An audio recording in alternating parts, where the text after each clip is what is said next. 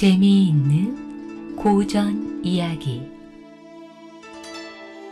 거지 부부에게 태어난 셋째 딸의 운명. 옛날 준영국 어느 외진 마을에 처녀와 총각이 살았습니다. 총각 이름은 강희영성 이서불이고 처녀 이름은 구의 궁전너 설궁이었습니다. 강희영성 이서불은 윗마을에 살았고 구의 궁전 너설궁은 아랫마을에 살았지요. 어느 해 흉년이 들어 온 마을 사람들이 쫄쫄 굶게 되었습니다. 그런데 소문이 나기를 윗마을에서는 아랫마을이 살기 좋다고 하고 아랫마을에서는 윗마을이 살기 좋다고 해서 둘이는 서로 다른 마을로 밥을 얻어먹으러 떠났습니다. 윗마을에 사는 강희영성 이서불은 아랫마을로 가고 아랫마을에 사는 구의 궁전 너설궁은 윗마을로 간 거지요. 가는 동안에 둘이 만났습니다. 나는 윗마을에 사는 강희영성 이서불이라 하오. 아기씨는 어디 사는 누시오? 나는 아랫마을에 사는 구의 궁전 너설궁이라고 합니다. 둘이서 이런저런 이야기를 하다가 이왕 얻어먹으러 다닐 거면 혼자보다 둘이 낫겠다 하고 함께 얻어먹으러 다녔습니다. 밥 한 수를 얻어도 똑같이 나누어 먹고 콩 한 개를 얻어도 똑같이 나누어 먹고 그러다 보니 정이 담뿍 들어서 둘이 혼인을 했지요. 푸른 나무 아래 찬물 한 그릇 떠다 놓고 백년 가약을 맺었습니다. 둘이서 부부가 되어 사는데 얻어먹던 사람들이 혼인을 했다고 사는 게 달라지지는 않았지요. 남편이 얻어오면 아내가 데워 먹고 아내가 얻어오면 남편이 데워 먹고 이러구러 사는 거지요. 얻어먹고 사는 중에 더러 남의 집 품팔이도 했습니다. 남편은 남의 집 밭도 갈고 논도 갈고 아내는 남의 집 방아도 찢고 배도 짜고 그렇게 입에 풀칠이나 하면서 살았습니다. 아무리 얻어먹고 품팔이나 하면서 사는 신세라지만 명색이 혼인한 내외가 집 없이 살 수는 없었습니다. 언덕 위에 움막을 하나 지어놓고 살았지요. 이때 구의 궁전 너설궁은 첫 딸을 낳았는데 첫 딸이라 무척 귀여워서 은그릇에 밥을 주고 은대야에 물을 떠다 식혀줘도 모자란다고 이름을 은장아기라고 불렀습니다. 두 해가 지나 구의 궁전 너설궁이 둘째 딸을 낳았는데 둘째라 아무래도 첫 딸보다는 덜 귀여워서 놋그릇에 밥을 주고 놋대야에 물을 떠다 식혀주면 좋겠다고 이름을 놋장아기라고 했습니다. 또 두어 해가 지나 구의 궁전 너설궁이 셋째 딸을 낳았는데 위에 딸 둘이나 있는지라 훨씬 덜 귀여워서 검은 나무 그릇에 밥을 주고 나무 태야에 물을 떠다 식혀줘도 그만이라고 이름을 가문장아기라고 했습니다. 아, 그런데 어찌된 일인지 막내딸 가문장아기가 태어나고서부터 살림살이가 마구 불어났습니다.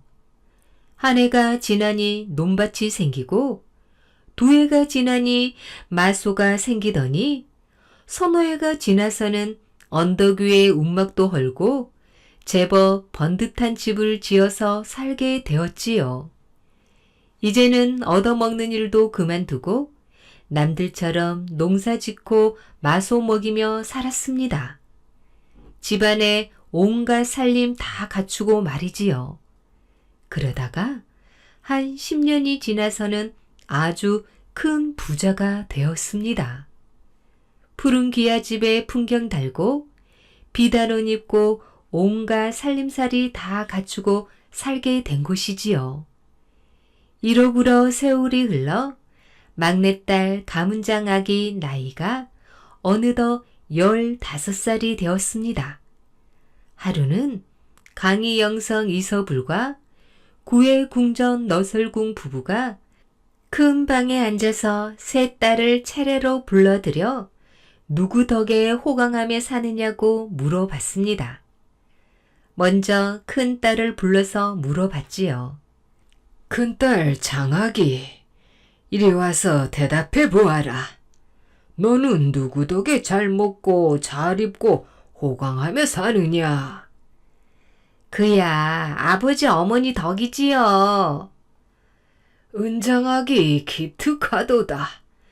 너는 부모 은혜를 하는구나. 부부가 기뻐하며 칭찬하고 비단옷 한 벌을 줘서 보냈습니다. 그 다음에는 둘째 딸을 불러서 물어봤지요.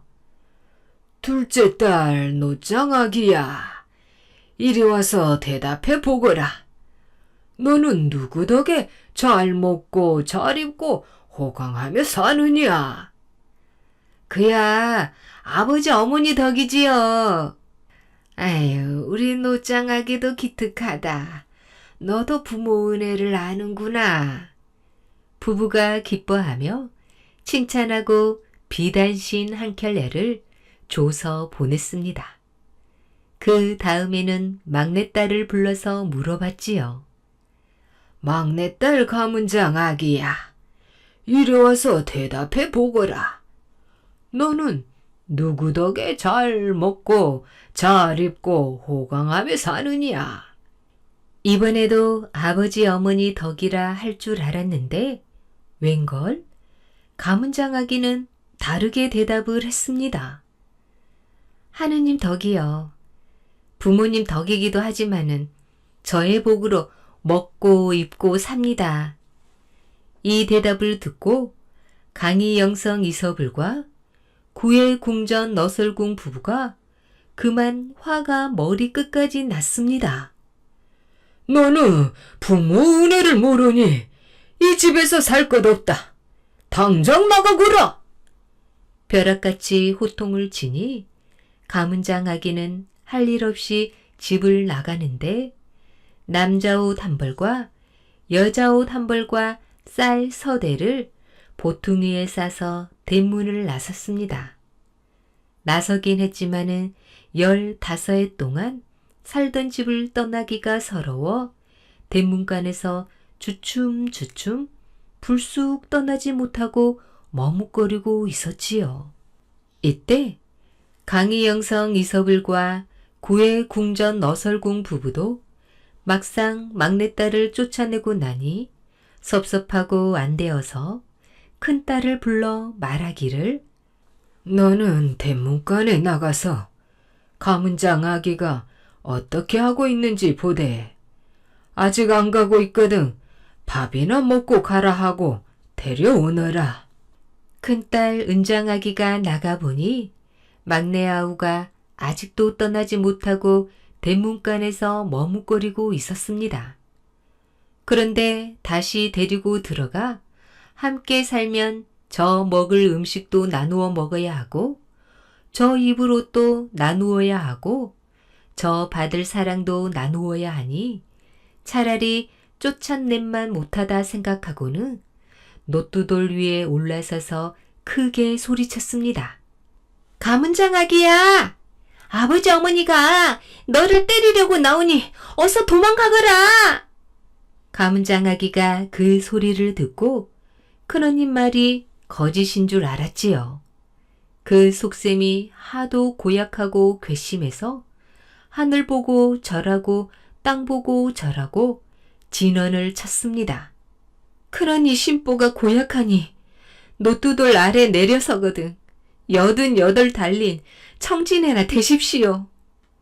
큰언니 은장아기가 노뚜돌 아래 내려서자마자 88 달린 청진애가 돼버렸습니다. 청진애가 돼서 꿈틀꿈틀 노뚜돌 틈으로 들어갔지요. 강희영성 이서불과 구해궁전 너설공 부부는 아무리 기다려도 큰딸이 안 오기에 둘째 딸을 불러 말하기를 대문간에 나가서 가문장 아기가 어떻게 하고 있는지 보되. 아직 안 가고 있거든. 밥이나 먹고 가라 하라고 데려오너라. 둘째 딸 노짱아기가 나가보니 막내 아우가 아직도 안 가고 대문간에 서 있었습니다. 그런데 다시 데리고 들어가 함께 살면 저 먹을 음식도 나누어야 하고 저 입을 옷도 나누어야 하고 저 받을 사랑도 나누어야 하니 차라리 쫓아낸만 못하다 생각하고는 두엄더미 위에 올라서서 크게 소리쳤지요. 가문장아기야! 아버지 어머니가 너를 때리려고 나오니 어서 도망가거라! 가문장아기가 그 소리를 듣고 작은 언니 말도 거짓인 줄 알았지요. 그 속셈이 하도 고약하고 괘씸해서 하늘 보고 절하고 땅 보고 절하고 진언을 쳤습니다. 작은 언니 심보가 고약하니 두엄더미 아래 내려서거든. 검은독 흰독 품은 말똥버섯이나 되십시오. 작은 언니 노짱아기가 두엄더미 아래 내려서자마자 검은독 흰독 품은 말똥버섯이 돼버렸습니다. 말똥버섯이 돼서 두엄더미에 붙어 살게 되었지요. 강희영성 이서불과 구해궁정 너설궁 부부는 아무리 기다려도 둘째 딸도 안 오기에 답답해서 얼른 나가 보느라고 문을 열고 내닫다가 문지방에 걸려 넘어지는 바람에 그만 눈이 멀어 버렸습니다. 둘 다 장님이 돼버린 거지요.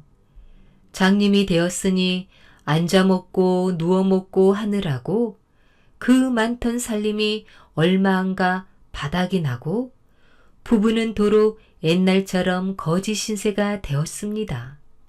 이곳저곳 떠돌아다니며 밥을 얻어먹게 되었단 말이지요. 가문장아기는 집을 나서 정처 없이 걸어갔습니다. 남자 옷 한 벌과 여자 옷 한 벌과 쌀, 서대 쌈 보퉁이를 꼭 안고서 산을 넘고 내를 건너 자꾸자꾸 걸어갔습니다. 하루 종일 가다 보니 해는 슬피 기울었는데 근처에 사람 사는 집은 안 보이고 마침 산에서 말을 캐는 총각이 있기에 물어봤습니다. 마 캐는 총각님, 이 근처에 사람 사는 집이 있나요? 내가 왜 그걸 가르쳐줘? 퉁명스럽게 눈만 부라리고 안 가르쳐 주었습니다. 한참을 가다 보니 산에서 말을 캐는 다른 총각이 있기에 또 물어봤지요. 마 캐는 총각님, 이 근처에 사람 사는 집이 있나요? 내가 왜 그걸 가르쳐줘? 이 총각도 퉁명스럽게 눈만 부라리고 안 가르쳐 주었습니다. 한참을 가다 보니 산에서 말을 캐는 다른 총각이 있기에 또 물어봤지요. 말 캐는 총각님, 이 근처에 사람 사는 집이 있나요? 이 산 아래로 가시면 초가집이 한 채 있을 겁니다. 거기에 가면 늙으신 할머니가 계실 것이니 하룻밤 재워달라고 하십시오. 이 총각은 싹싹하게 잘 가르쳐 주었습니다. 그래서 고맙다 하고 산 아래로 가니 과연 초가집 한 채가 있었지요. 다 쓰러져 가는 오막살이었습니다. 주인을 찾으니 머리가 허연 할머니가 나왔습니다. 지나가는 나그네가 날은 저물고 갈 곳 없어 왔으니 하룻밤 묵게 가게 해주십시오. 집은 허술하고 방은 좁은데 우리 아들이 삼형제나 있어 불편하겠지만 어서 들어오게나. 들어가서 앉으니 조금 뒤에 밖에서 쿵쾅쿵쾅 하는 소리가 들렸습니다. 이건 무슨 소리입니까? 우리 큰아들이 마켓에서 돌아오는 소리라네. 과연 한 총각이 망태에 말을 가득 담아 메고 들어오는데 가만히 보니까 아까 처음 길을 물을 때 내가 왜 그걸 가르쳐줘 하고 퉁명스럽게 눈만 부라리던 그 총각이었습니다. 집에 손님이 든 것을 보더니 그만 화를 버럭버럭 내며 소리를 고래고래 질렸습니다. 집은 좁고 먹을 것도 없는데 손님은 왜 들였어? 조금 있다 보니 또 밖에서 쿵쾅쿵쾅 하는 소리가 들렸습니다. 이건 무슨 소리입니까? 우리 둘째 아들이 마켓에서 돌아오는 소리라네. 과연 한 총각이 망태기에 말을 가득 담아 메고 들어오는데 가만히 보니 아까 두 번째 길을 물었을 때 내가 왜 그걸 가르쳐줘 하고 퉁명스럽게 눈만 부라리던 그 총각이었지요. 집에 손님이 든 것을 보더니 제 형처럼 화를 버럭버럭 내며 소리를 고래고래 질렀습니다.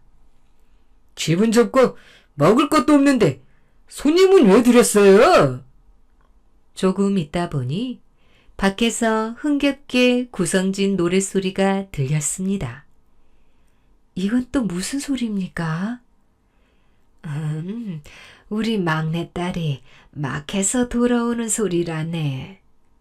과연 한 총각이 망태에 말을 가득 담아 메고 노래를 부르며 들어오는데 가만히 보니 아까 세 번째 길을 물었을 때 이 집으로 가라고 싹싹하게 잘 가르쳐 주던 그 총각이었습니다.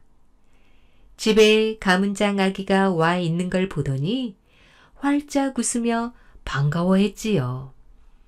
어머니, 오늘은 우리 집에 귀한 손님이 들었습니다. 조금 있으니 아들들이 제각각 해온 말을 삶아 저녁을 먹는데 큰아들과 둘째 아들은 말을 삶아서 어머니는 종일 집에서 놀기만 했으니 모가지나 잡수시오 하면서 어머니한테는 모가지를 뚝 잘라 던져주었습니다. 손님은 남의 집 식구니 꼴이나 먹으시오 하면서 가문장 아기한테는 제일 볼품없는 꼬리를 뚝 잘라 던져주고 우리는 일을 많이 했으니 가운데 잔등을 먹고 하면서 제일 좋은 잔등이를 저희들이 먹는 것이었습니다.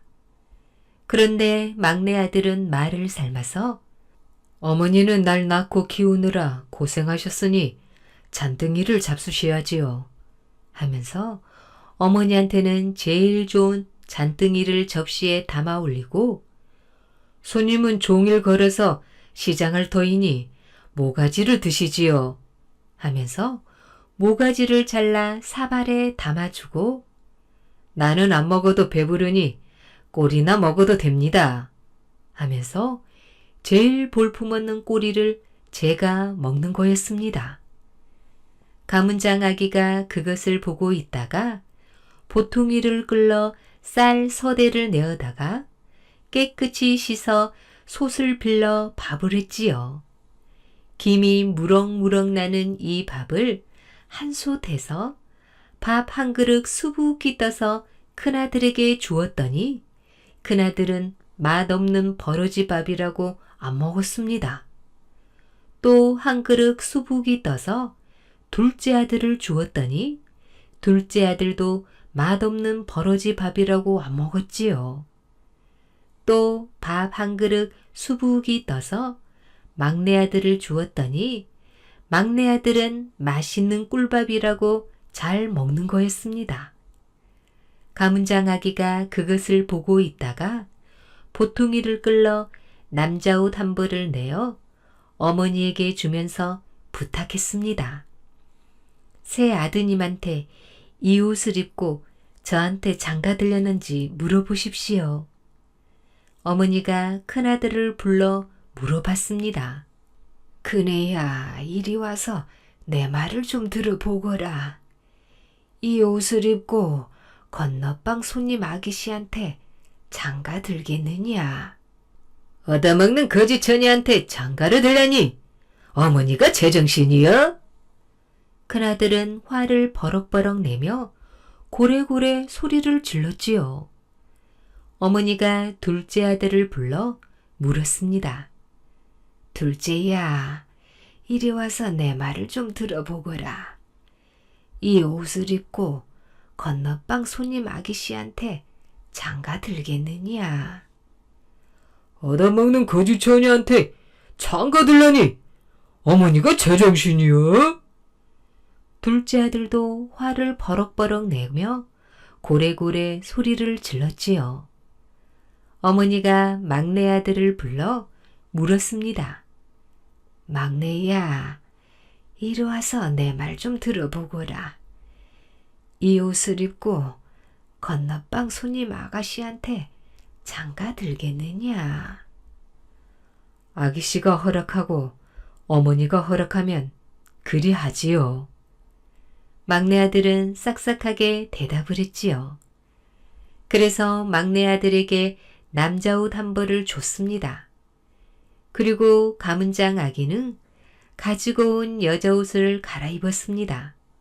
막내 아들이 옷을 갈아입고 갓 망건을 갖춰 쓰고 나니 허헌 장부가 따로 없었습니다. 가문장 아기도 옷을 갈아입고 다리 비녀 갖춰 꽂고 나니 절세미인이 따로 없었지요.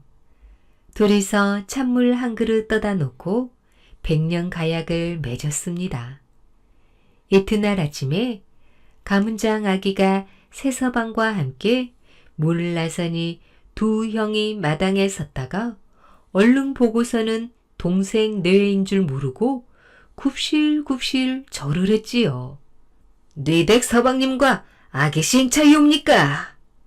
형님들 왜 그러십니까?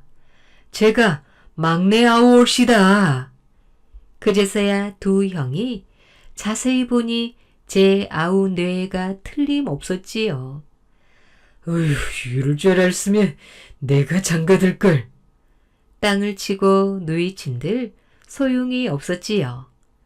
가문장 아기가 남편에게 막 해던 곳에 구경이나 가자고 해서 같이 가봤습니다. 큰아들 막 해던 곳에 가봤더니 구덩이마다 똥이 가득했습니다. 둘째 아들 막 해던 곳에 가봤더니 구덩이마다 뱀이 가득했지요. 막내 아들 서방님 막 해던 곳에 가봤더니 구덩이마다 금덩이가 가득했습니다. 금덩이를 주워다가 팔아서 논도 사고 밭도 사고 말도 사고 소도 샀습니다. 아주 큰 부자가 되어서 푸른 기와집에 풍경 달고 비단 옷 입고 살게 되었지요. 이렇게 호강하며 잘 살다 보니 어머니 아버지 생각이 났습니다. 예전에 살던 집을 찾아가 보니 어머니 아버지는 간 곳이 없고 집은 온통 쑥대밭이 되었습니다. 장님이 되고 거지가 되어 집을 떠나버렸으니까 그런 거지요. 가문장 아기가 남편과 의논을 해서 거지 잔치를 열기로 했습니다. 거지 잔치를 오래 하다 보면 세상의 모든 거지에게 소문이 퍼질 거고 그러다 보면 어머니 아버지도 소문을 듣고 찾아오지 않겠나 해서 말입니다. 석 달 열흘 동안 거지 잔치를 열었는데 세상에 거지랑 거지는 다 모여도 어머니 아버지는 보이지 않았습니다. 그러다가 석 달 열흘이 다 지나고 마지막 날이 되어 가문장 아기가 문틈으로 가만히 내다보니 눈먼 거지 내외가 지팡이를 짚고 와 있는데 틀림없는 어머니 아버지 모습이었습니다. 가문장 아기가 일꾼들에게 말하기를 저 장님 거지 내외가 윗자리에 앉거든 아랫자리부터 먹이고 아랫자리에 앉거든 윗자리부터 먹이게나. 장님 거지와 내외가 윗자리에 가 앉으니 아랫자리부터 음식이 들어와 그릇 딸깍거리는 소리만 나고 당최 음식이 안 나왔습니다. 아랫자리에 가서 앉으니 윗자리부터 음식이 들어와 그릇 딸깍거리는 소리만 나고 당최 음식이 안 왔습니다. 그래서 윗자리 아랫자리로 왔다 갔다 하다가 음식을 하나도 못 얻어먹고 그만 해가 저물었지요. 다른 거지들은 다 가고 이 장님 거지 내외만 남았는데 이때 가문장 아기가 안으로 불러들여 진수성찬으로 대접하고 나서 이야기를 청했습니다. 안 못 보는 거지님들, 옛날 이야기나 해보십시오. 옛날 이야기나 요새 이야기나 들은 것이 없소이다. 들은 것이 없으면 살아온 이야기라도 해보십시오. 우리 내외 살아온 이야기야 밤을 새운들 다 할까? 내외가 살아온 이야기를 늘어놓았습니다. 강희영성 이서불과 구해 궁전 너설궁이 거지가 되어 얻어먹으러 다니다가 만나서 부부가 된 내력이 나오고 셋 딸 낳고 부자 되어 호강하며 잘 살던 시절 이야기가 나오고 막내딸을 내쫓는 이야기가 나오는데 이 대목에서 감장아기가 눈물을 흘리며 엎드려 소리쳤습니다. 어머니, 아버지, 그때 쫓겨난 막내딸 가문장 아기가 여기 있습니다. 뭐라고? 어느 게 내 딸이냐? 깜짝 놀라 소리치다가 눈이 번쩍 떴습니다. 눈뜬 어머니 아버지와 함께 전에 살던 집으로 가봤더니 노뚜돌 틈에 청진에도 그대로 있고 두엄더미에 말똥버섯도 그대로 있었습니다. 가문장 아기가 하늘 보고 절하고 땅 보고 절하고 진언을 쳤습니다. 그러니 작은 언니, 이제 마음 고쳐먹고 잘 살려거든. 청진의 탈도 벗고 말똥버섯 탈도 벗고 사람이나 되십시오. 그랬더니 청진애와 말똥버섯이 도로 은장하기, 못장하기가 되었습니다. 그렇게 온 식구가 다시 만나서 잘 살게 되었지요. 그 뒤로 가문장 아기는 운명신이 되었는데 사람이 살고 죽은 것과 잘 살고 못 사는 것이 다 운명신이 마련해준 운명 때문이라고 합니다.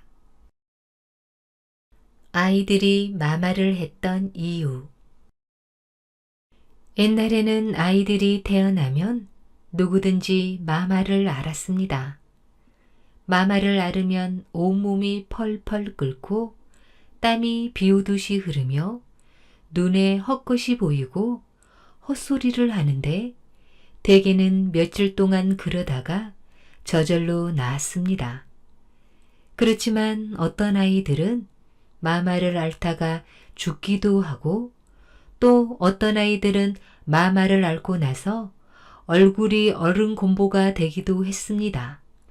이렇게 마마를 앓는 모습이 다 다른 것은 손님네들이 변덕스러워서 그런 거였습니다. 손님네는 아이들에게 마마를 앓게 하는 신인데 기분이 좋을 때는 아이들이 마마를 살짝 앓고 다 낫게 해주지만 기분이 나쁠 때는 마마를 심하게 앓게 해서 죽게 하거나 곰보가 되게 했습니다. 손님네들은 53이나 있었는데 모두 강남에 있는 대한국이라는 나라에 모여 살았습니다. 강남 대한국은 땅이 넓어서 끝에서 끝까지 가는데 99회나 걸렸습니다. 이 나라 사람들은 풀씨로 밥을 지어 먹고 거름 냄새 나는 풀을 묻혀 반찬으로 먹고 굼벵이를 구워서 산적을 만들어 먹었지요. 또 나무 껍질을 벗겨서 옷을 지어 입고 돌멩이를 갈아서 머리에 쓰고 말린 개똥으로 신을 만들어 신었습니다.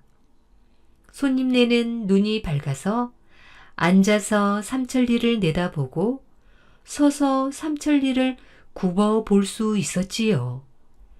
하루는 손님네들이 언덕에 올라 사방을 둘러보니 삼천리 밖에 해동국이라는 나라가 참 좋아 보였습니다.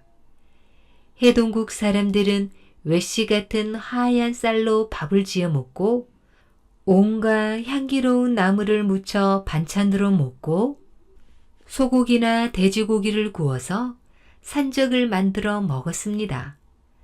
또 모시, 삼배, 무명, 비단 등 갖가지 옷감으로 옷을 지어 입고 맑은 날은 번거지 쓰고 비 오는 날은 삿가 쓰고 짚을 꼬아 집신 삼고 노를 꼬아 미토리 삼는데 그게 다 손님네들 눈에는 무척 좋아 보였지요.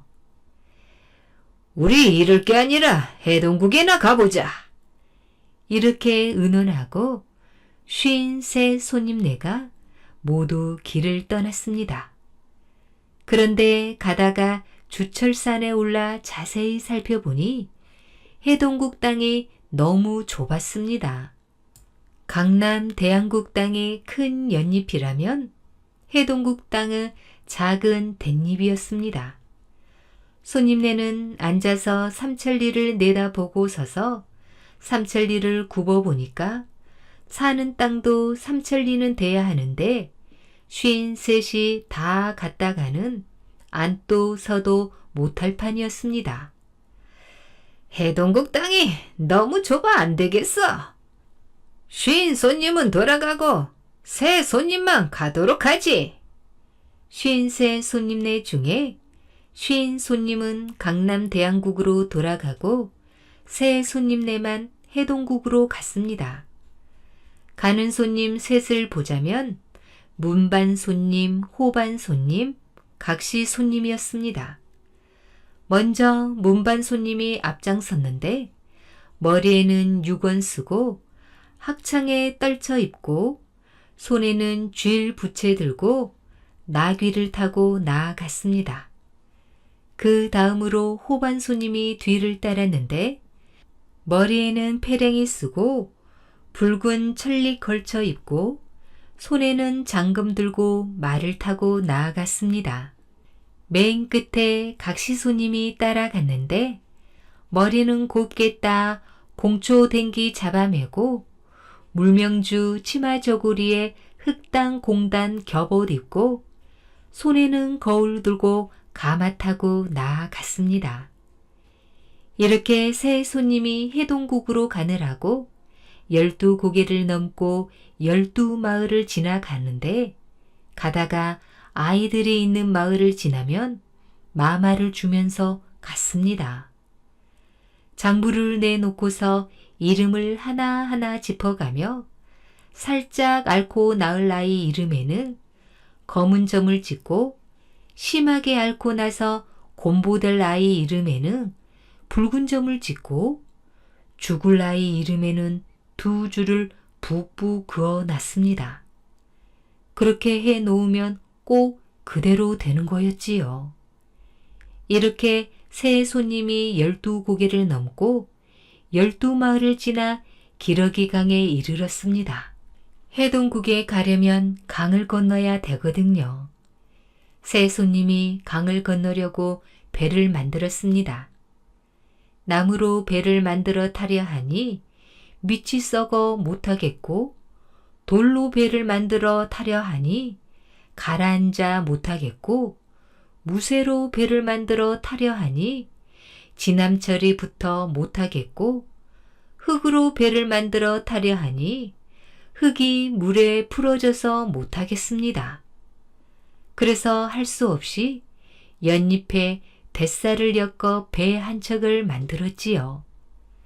그 배를 타고 강을 건너는데 가운데쯤 가노라니 갑자기 모진 바람이 불어 연잎이 흩어지면서 배가 부서져 버렸습니다.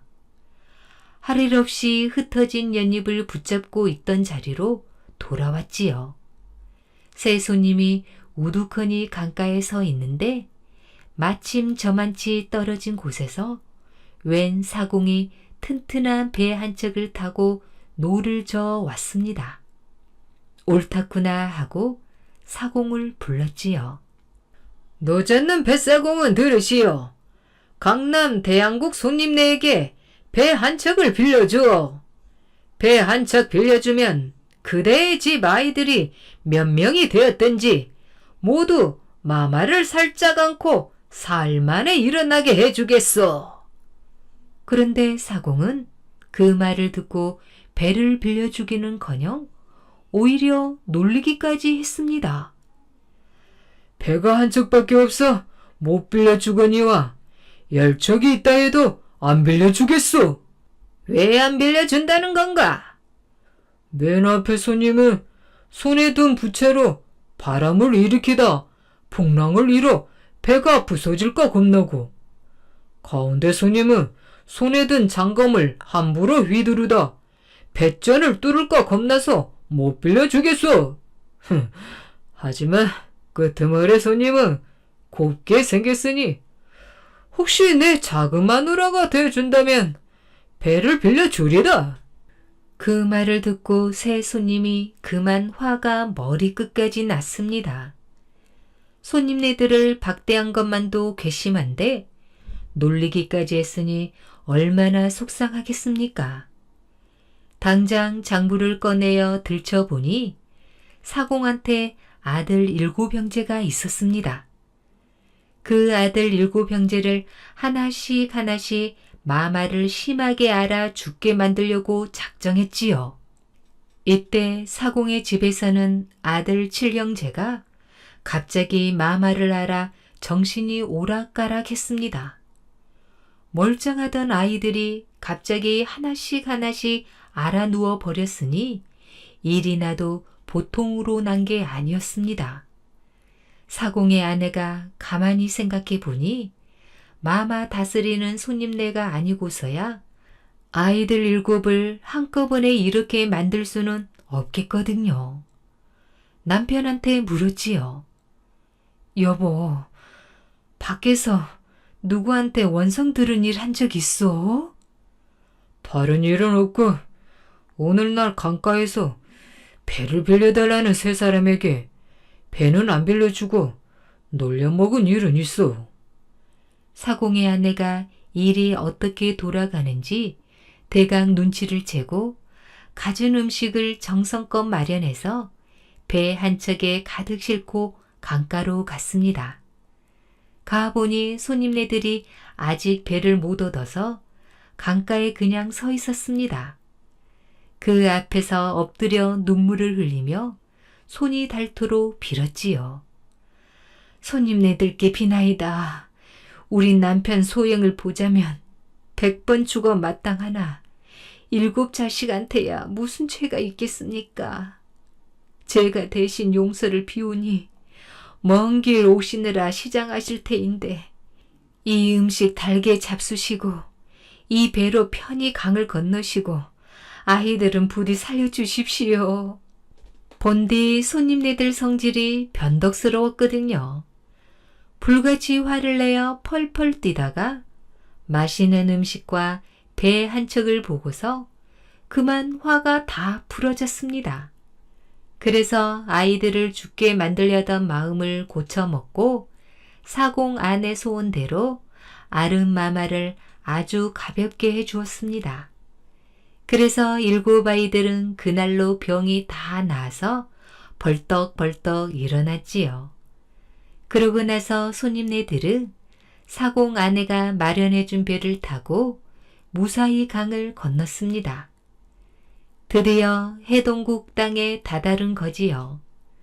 손님네들은 해동국 땅 여기저기를 돌아다니면서 아이들한테 마마를 주었습니다. 마음씨 곱고 손님 대접 잘하는 집 아이들한테는 마마가 살짝 지나가게 하고, 심술 많고 손님 박대하는 집 아이들한테는 마마를 심하게 앓게 했습니다. 그러면서 돌아다니다 보니 시장하여서 낮에는 굴뚝에 연기 나는 집을 찾고 밤에는 불 켜진 집을 찾아다녔습니다. 하루는 밤이 되어 불이 환하게 켜진 집을 찾아가니 12칸 행랑채에 소슬댄문 우뚝 선 커다란 기와집이었습니다. 이만한 집이면 살림이 넉넉하여 손님 대접도 잘하겠지 싶어서 문을 두드렸지요.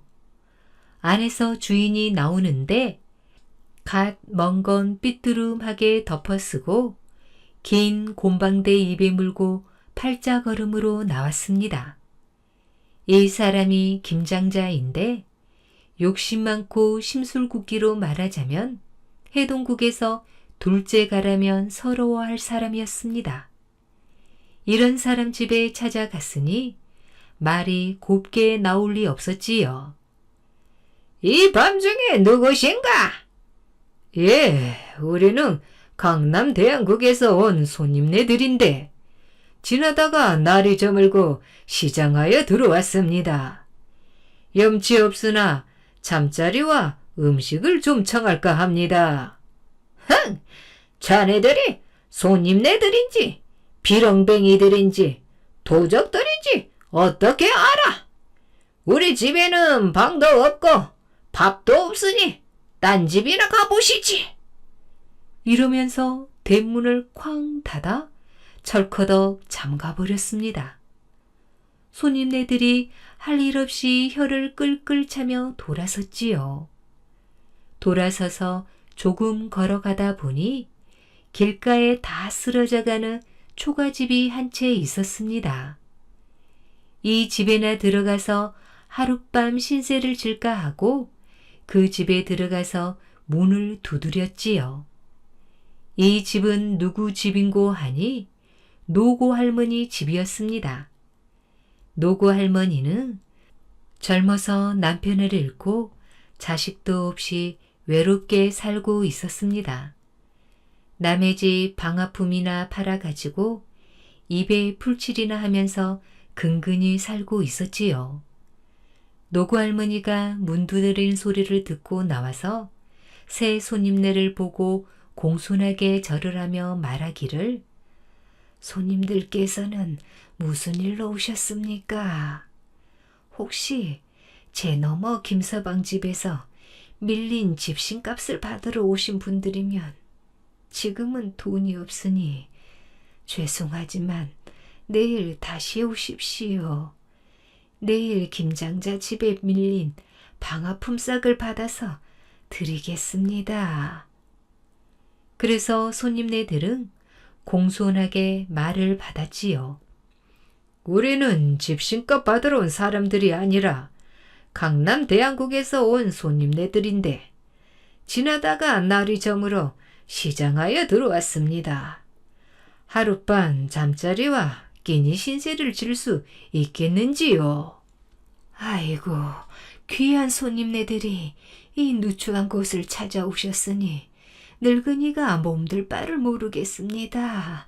어서 들어오십시오. 노고 할머니가 허둥지둥 집 안으로 들어가 방을 쓸고 아랫목에 자리를 깔아 손님들을 모셔놓고 저녁밥을 지으려고 부엌에 나가보니 에구머니나 쌀이 없었습니다. 쌀독이 텅텅 비어 바가지로 쌀을 푸니 바다 긁히는 소리만 드드득 드드득 했습니다. 할 일 없이 바가지를 들고 김장자 집을 찾아갔지요. 대문을 두드리니 안에서 김장자가 험한 소리를 하면서 나왔습니다. 아까 왔던 비렁뱅이들이 또 왔나? 이번에는 이 다리 몽댕이를 분질러 놓을 테다. 문을 열고 보니 이웃집 노고 할머니였습니다. 아니, 이 할망구가 이 밤중에 웬일인가? 장자님, 죄송한 말씀이오나 이 늙은 것이 장자님 댁에 방아를 찧어주고 못 받은 품삯만도 쌀 한 섭 값은 될 테지요. 아니, 밀린 품삯을 받으려고 이 밤중에 나를 찾아왔단 말인가? 그게 아니오라. 지금 우리 집에 손님이 드셨는데 저녁밥 지을 쌀이 없어 손님들이 굶고 있습니다. 밀린 품삯에서 제하기로 하고 우선 쌀 한 바가지만이라도 내주시면 손님 대접이나 하겠습니다. 어허이, 가만히 보니 이 바보 같은 할망구가 비렁뱅이들을 집에 들여놨구먼. 아, 그래, 비렁뱅이 먹이자고 내 귀한 쌀을 내줄 것 같은가? 적선하는 셈치고 쌀 한 바가지만 내주시지요. 그렇게만 해주면 밀린 품삯도 다 탕감하겠습니다. 욕심쟁이 김장자가 가만히 셈을 놓아보니 그것이라면 수지 맞은 거래라고 생각했거든요. 얼른 광에서 쌀 한 바가지를 퍼다 주는데 그게 쌀이긴 쌀이되 이름만 쌀이지 반은 쥐똥이요 반은 쌀아기였습니다. 노구 할머니가 집에 돌아와 정성껏 쌀아기를 씻는데 9번 씻고 9번 일어서 티끌 하나 없이 깨끗하게 가지고 밥을 지었습니다. 그렇게 지은 밥을 나물 반찬 몇 가지 곁들여 개다리 소반에 차려가지고 손님네들한테 갖다 줬지요. 이렇게 손님네들 저녁밥 대접을 하고는 방을 깨끗이 치우고 이부자리를 깔아 잠자리까지 보아주고 나서 노구 할머니는 부엌에서 잠을 잤습니다. 그 이튿날 아침에 또 밥을 정성껏 차려 대접했더니 손님네들이 잘 먹고 나서 노구 할머니한테 말하기를 할머니 덕분에 배불리 먹고 잘 쉬었습니다. 그 보답을 하고자 하니 집안에 어린아이가 있으면 친손이든 외손이든 말씀만 하십시오. 마마를 앓는 듯 마는 듯 아주 가볍게 지르도록 하겠습니다. 마음씨 착한 노구 할머니가 그 말을 받아 이 늙은 것이 젊어서 남편 잃고 이 나이 때까지 자식도 없이 혼자 살아 친손이고 외손이고 피부치라고는 없습니다. 그러니 제 걱정은 마시고 다만 이웃에 사는 김장자네 외동아들 철원 도령이 나이 15에 아직 마마를 하지 않았다고 하니 그 아이한테나 은혜를 베풀어 주십시오. 이러는 거였습니다. 손님네들이 어쩌녁에 김장자네 문 앞에서 쫓겨난 일이 있어 썩 내키지 않았지만은 노구 할머니 부탁이라 들어주기로 했습니다. 그래서 그 길로 할머니한테 하직 인사를 하고 김장자 집으로 갔지요. 그런데 이때 김장자는 집에서 안절부절 못하고 이리 왔다 저리 갔다 분주하게 돌아다니며 에헴 기침만 하고 있었습니다. 무슨 일인고 하니 어쩌녁에 문간에서 내쫓은 비렁뱅이들이 강남 대한국 손님네라고 한 것이 자꾸 마음에 걸렸거든요. 손님네라고 하는 것은 마마를 퍼뜨리는 신인데 참말로 그렇다면 쫓겨난 안가품을 하느라고 외동아들 철원이한테 아주 모진 마마를 갖다 안길지도 모른다고 생각했기 때문입니다. 여봐라! 어서 매운 고추를 가져오너라! 김장자가 머슴들을 닥달해서 매운 고추를 가져오게 하더니 거기에 불을 붙여 사방팔방 갖다 놓았습니다. 대문간에도 갖다 놓고 샘문 앞에도 갖다 놓고 담장 아래도 갖다 놓고 굴뚝 뒤에도 갖다 놓았습니다. 그러니 매운 고추에 불이 붙어 타들어가면서 매캐한 연기가 온 집안에 가득 찼습니다. 매운 고춧불이 마마를 쫓는다는 말을 듣고 그렇게 해 놓은 것이지요. 그것도 모르고 새 손님네는 김장자 집으로 갔습니다. 그 집 외동아들 철원 도령한테 쉬운 마마를 주려고 말입니다. 그런데 대문간에 딱 들어가니 매운 고춧불이 피워져 있었습니다. 본디 손님네는 매운 고춧불을 제일 싫어하거든요. 에구 뜨거워라 하고 얼른 되돌아 나와 샘문으로 들어가려고 하니 샘문 앞에도 매운 고춧불이 타고 있었습니다. 이거 안 되겠다고 빙빙 돌다가 담을 넘어 들어가려고 하니 담장 아래에도 매운 고춧불을 피워놨습니다. 할 수 없이 굴뚝이나 타고 들어갈까 하고 굴뚝으로 가보니 어이구, 굴뚝 뒤에도 매운 고춧불이 매캐한 연기를 내고 있었지요. 손님네들이 그만 화가 머리끝까지 났습니다. 이 집에 은혜를 베풀려고 왔더니 이런 괘씸한 일이 어디에 있나? 아주 요절을 내버려야겠다. 안 그래도 변덕이 심하고 화를 잘 내는 손님들인데 이런 일을 당하고 가만히 있을 수 없었지요. 모래를 끼얹어 고춧불을 다 끄고 난 다음에 성큼성큼 안으로 들어가서 마당가에 놀고 있는 철원 도령 몸에 이 세상에서 제일 모집 마마를 넣어줬습니다.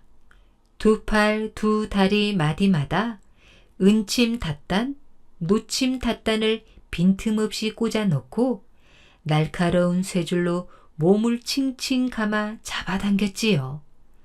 한 번을 당기니 허리가 꺾이고 두 번을 당기니 팔다리가 뒤틀리고 세 번을 당기니 눈이 뒤집히고 네 번을 당기니 숨이 꺽꺽 넘어갔습니다. 김장자가 보니 멀쩡하게 놀던 철원 도령이 갑자기 아이고 야야 소리를 지르며 대굴대굴 구르는데 허리가 꺾이고 팔다리가 뒤틀리고 눈이 뒤집히고 숨이 꺽꺽 넘어갔습니다. 깜짝 놀라 아이를 붙잡고 주무르고 물을 먹이고 바늘로 따고 아무리 애를 써도 낫지 않았지요. 모집 마마가 몸에 들었는데 그런다고 나을 리가 있겠습니까? 김장자 집은 온통 난리가 났습니다. 우원을 불러 보인다, 약을 다려 먹인다, 객귀를 물린다, 별의별 짓을 다해도 차도는 없고 철원 도령의 병은 점점 깊어갔습니다. 얼굴에는 붉은 종기가 불뚝불뚝 일어나고 온몸은 불덩이같이 펄펄 끓고 입에서는 헛소리가 절로 나왔지요. 그제서야 김장자가 정신이 번쩍 들어 손님네가 모집 마마를 넣어준 것을 눈치채고 빌기로 나섰습니다. 마당가에 정화수 떠다 놓고 자리 깔고 앉아서 비는 거지요. 그런데 본래 저 잘난 맛에 사는 김장자가 빌기는 빌되 착실히 빌지 못하고 어중간하게 반말로 빌었습니다. 강남 대한국에서 온 손님네들, 철원이는 우리 집 3대 동자 귀한 자식이니 좀 살려주지.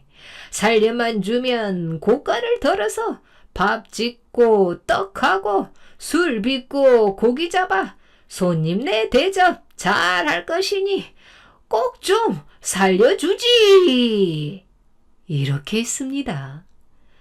그래도 그 성질 고약한 김장자가 반말로 빌건 말건 정화수 떠다 놓고 빌고 그 욕심 많은 김장자가 곡간을 털어 대접하겠다고 약속까지 하는 걸 보고는 새 손님네도 화가 많이 풀어졌습니다.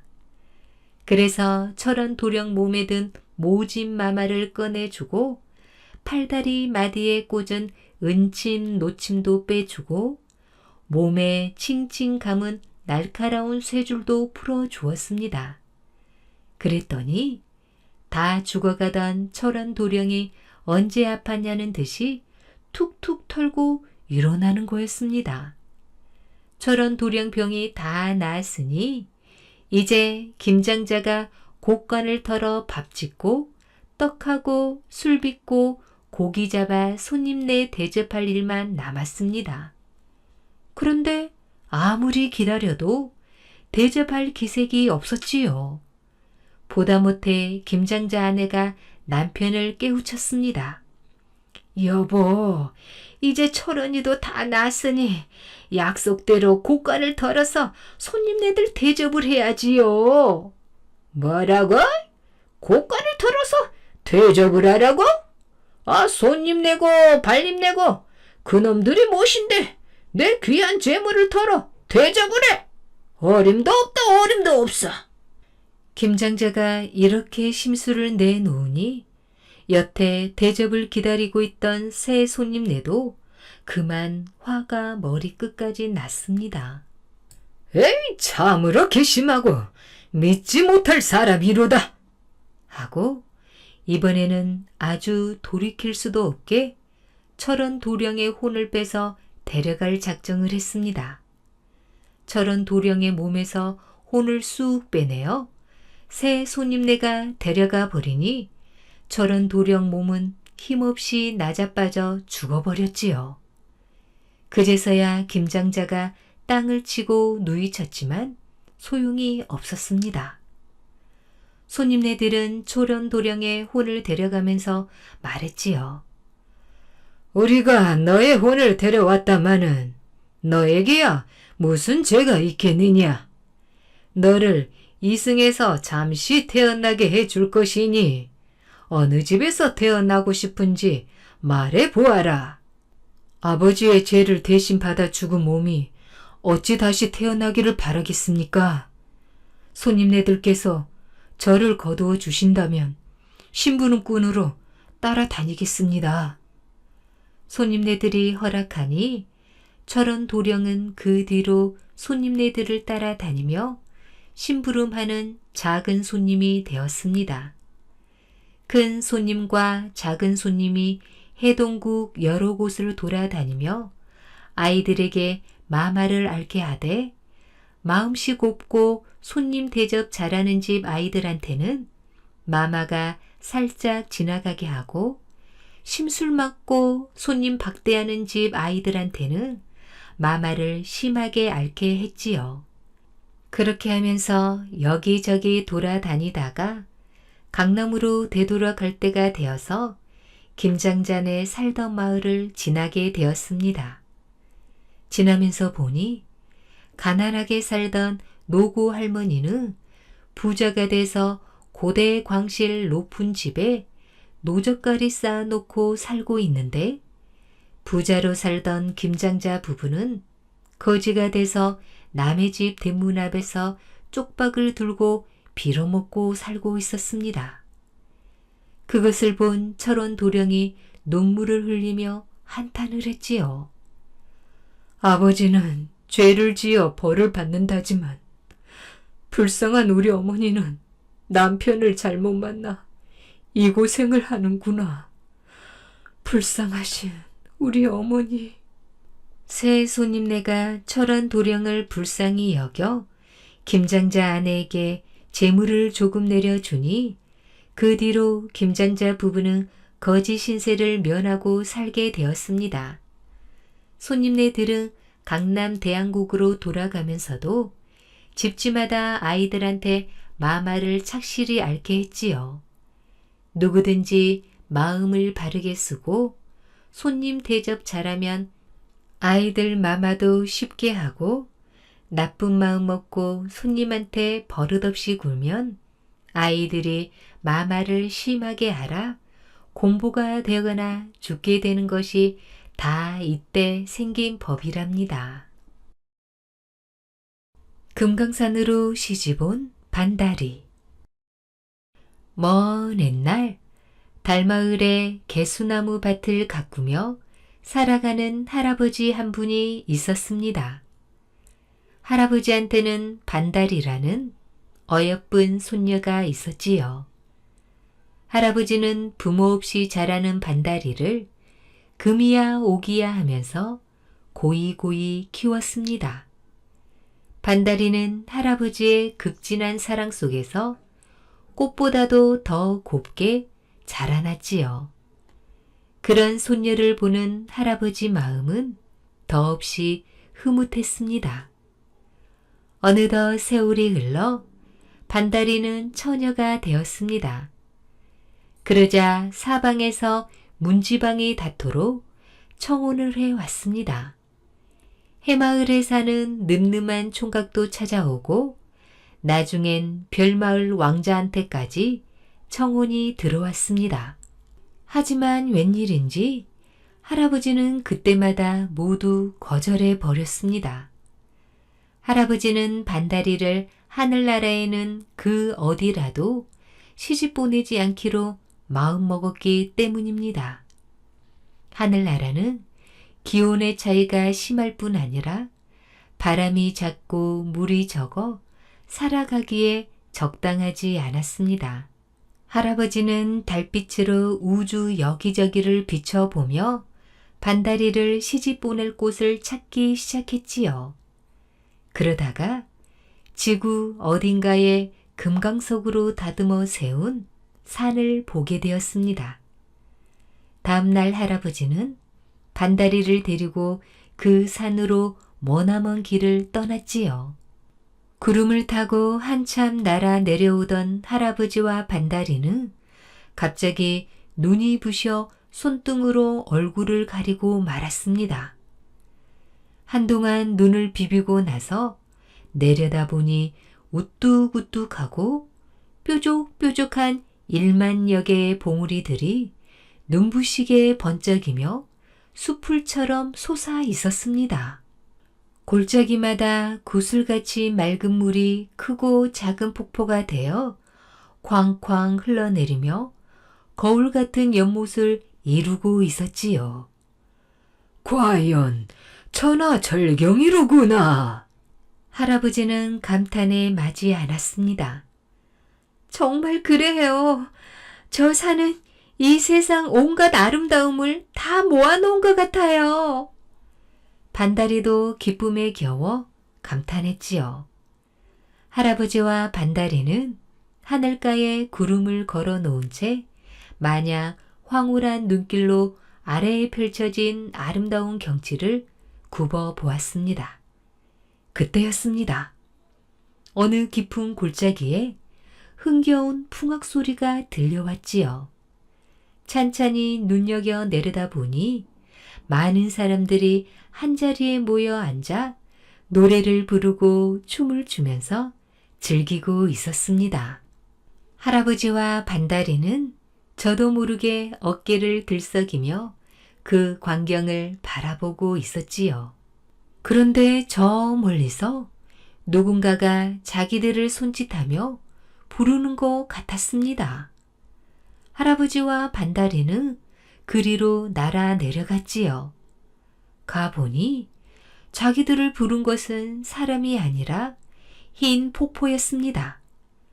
할아버지와 반달이는 어리둥절하여 높은 절벽 위에서 흰 갈기를 날리며 쾅쾅 떨어져 내리는 폭포를 멍하니 내려다 보았습니다.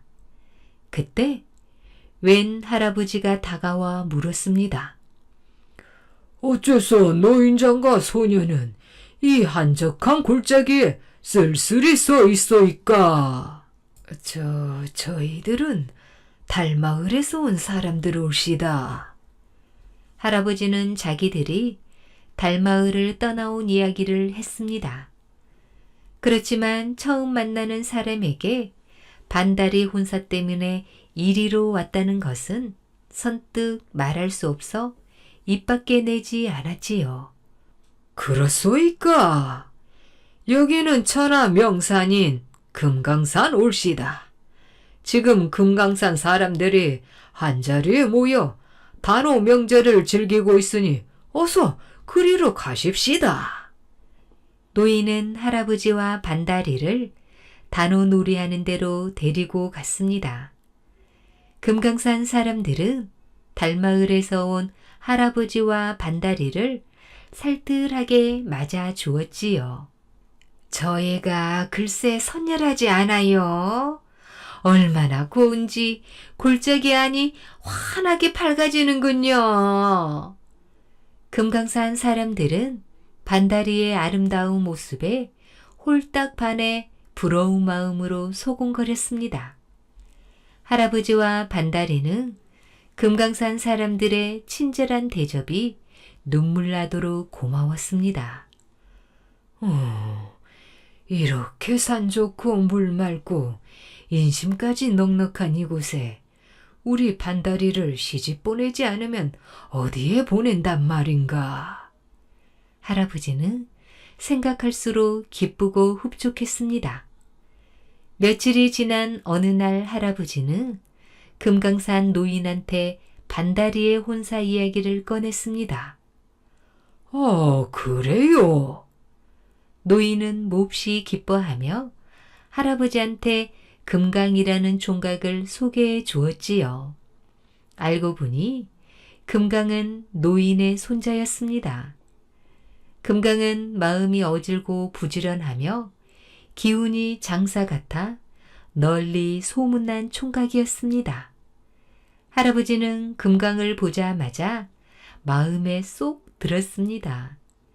금강을 만나본 반다리도 더없이 기뻐하며 행복해했지요.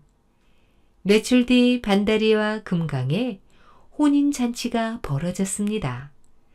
잔치가 어찌나 성대하던지 금강산의 보금자리를 튼 동물들까지 모두 모여서 풍악에 맞춰 춤과 노래로 해가는 줄 몰랐습니다.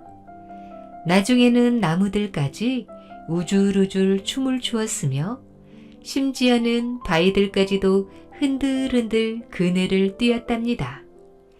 할아버지는 반다리와 함께 금강산에 남아 오래오래 행복하게 잘 살았답니다. 오늘 준비한 이야기는 여기까지입니다.